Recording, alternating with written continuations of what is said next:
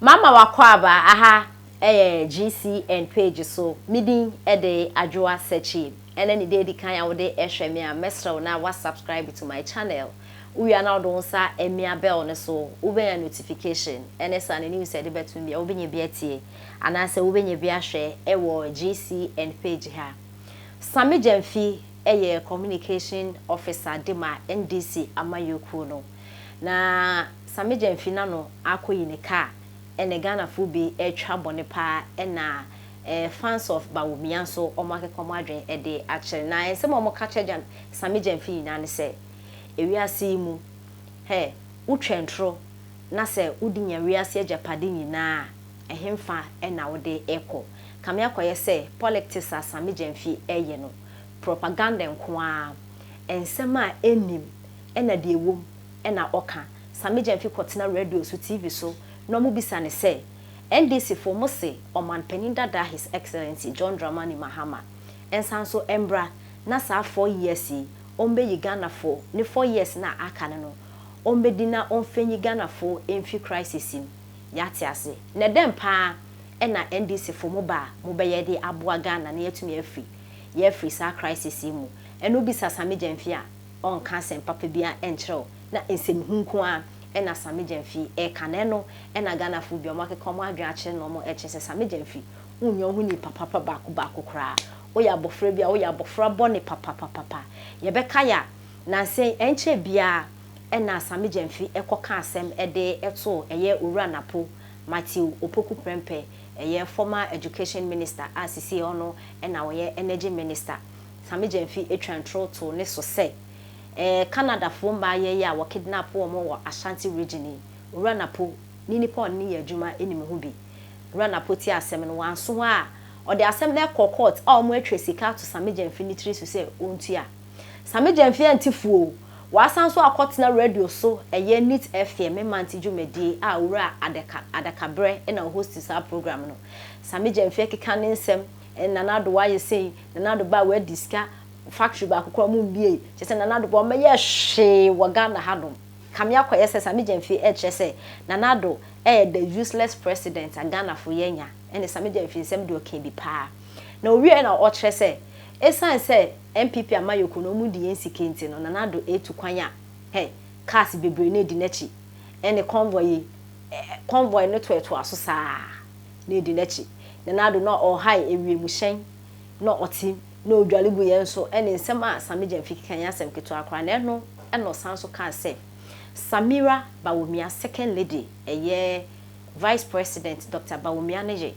se okọ bebia kwa akoye program a ne cars omode ekono ene beye 20 na eto aso na particular one bi wo ma omo afiwa on ma ena makeup artist ena makeup egum ena chese omo ko 1 minute bia na omo esi na omo ayi makeup 2 minutes no more no more in makeup send e be ya baby omo ko no mbedu ho ni makeup on empepa na adofo ye be ka ya ye nyani bi se second lady Samira Bawumia Ghana fo bebre tag ne se one de obe ya second lady onye hwe makeup anu ni miye na eno na Sammy Jemfi so kotena memanti dwumedi nso o kan sa asemi na Sammy Jemfi make sa comment ni wie no Rada Kabre kire se Ghana fo bi frɛ no ka kire ne se science na Sammy Jemfi e betena radio so wodi ne yensim hu ntomo bo mo kan kire na onjai na wo sensemi mu na fans of Bawumia program omo wo Untumi TV omo atuni di Bawumia ho dance omo kire senti Sammy Jemfi unya wiase agapade nyina na politics a wuye utwentro esem krofo din egu krofo animase na wodi nya wiase agapade na hemfa na ade kwa ne tie nsem a omo de etu dwe wa asem Sammy Jemfi eka efa second lady Samira Bawumia ne ehono Kotia Sammy Jemfi iwe pe no aba Jimpa Camp a friend of lawyer family too papa now he's the executive secretary and one of the assistants who was with the the current second lady Ghana about the excellency Samira Bawumia it's a program now on the head Samuel can be at the cabinet yesterday second lady convoy last week they did a makeup for one yesterday. And Kwame there, I believe it. The one he said that I said that okay, and you get problem. anytime I'm ready at the Cabeza Casano, let's hear sign.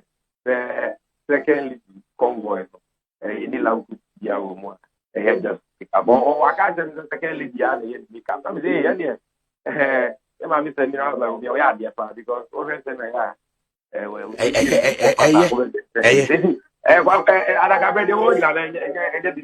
there is no according to the office of the second lady. Exactly. So it is only fair for me to Ghana by opinion of social media on Capra. And no, that's my petty if you are no. It's on crime, it's me, no. Then, a man, my hanya and some my yaki. Edna, would you radio no? Would you travel basa? I said, radio no so. Second lady, dear.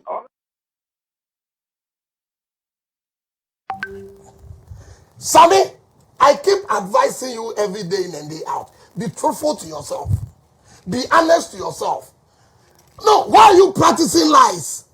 Why are you practicing lies? What can be a fanapo? What can be a fanapo? I'm an escape down to Untimi. Sammy, stop this. Go on radio. Say what you know, what you don't know. Don't dare to say it. Because gradually, you are tarnishing your own image. You are disgracing your own self. Why should you concoct a story that you know for a fact that it's not true? Yes, you were saying it as a statement of fact. Sammy Yavi. Sammy, so you said the Padia na yamuari kwe. Politics inti.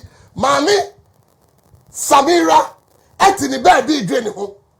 Who di watro, ni uni problem. Was it a lot cruise or the number? Baku makeups in Guanigum. Auntie Samira, Dr. Mahmoud Bamiya, 2025, January 7th, President, First Lady. Well, no, I can't answer now. Me, Adaka bring here. Adaka bring a tete me, and journalism tea. Ayana, and some be baby a befanide. Eti lawyer Adaka bring Ozema Okun Koya for poor manso. What now the team was journalism? Actually, we say, lawyer, they know you're big. It's just something can be. Now, mommy, I just have been up here. Oh, madam, I'm fetching. Now, I can't have it. Whims of the people is I will not be a populist. I will be that visionary leader. I may hear the welfare of your colleagues, young people are almost open some more opportunity to be teachers and nurses. I will look at the interests of Ghana into the Mayeni. It is different from Omampenya. And within one contest, Omampenya, what top V8 Lexus.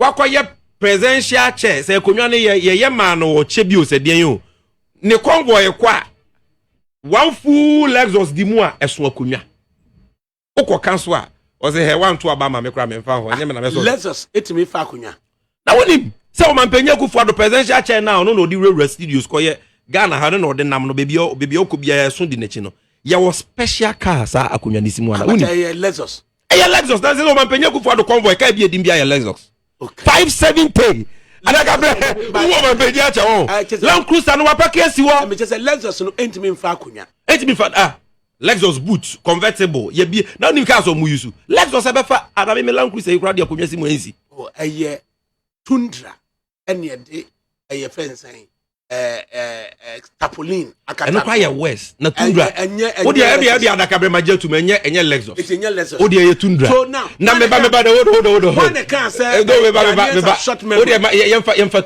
yemfa Tundra eye point say in the latest na ye say oh ko eye mini pa ho no Cotanic Motors obema eye 3.6 ye fensan adaka bre 82 no bu use 3.6 we get 3.7 the video mu use a eso akonwa no 3.6 President Mahama yakata to President Mahama and akoto de Ghana for sika akoto Tundra adwuma Tundra ne ya ne se eso akonwa adaka breka Ghana for nsem for when the cancer Ghanaians have short memory ba ko bi so ho meba no so ba ko bi so ho no so de ne convoy eyo mampenya guvuado bawumia na be de chiri bawumia o mampenya be de chiri bawumia na yere a o ka say my husband is an economic whiz kid and now nimzo no so ne convoy You were brand new Land Cruiser Dimua, and also so Sonyama in Yemerson. A Sonyama, Unimuyemerson. Makeup. Or one full Land Cruiser for makeup artist. Oh, Jawas. Me say check. Oh, check. Sammy, me na makasa macho me say check. One full Land Cruiser makeup artist in the team. And in Kenya na yeso to omo no. E shame. Ahwehwe o de hwe nanim e shame. How that I'm telling you. Medicate. That is it. And no de nam Ghana ha baby a full on ho na eto. Yeah, the taxes. Yeah, the truck driver taxes. Yes, Samira back to the studio. Yes, Samira back to the studio. The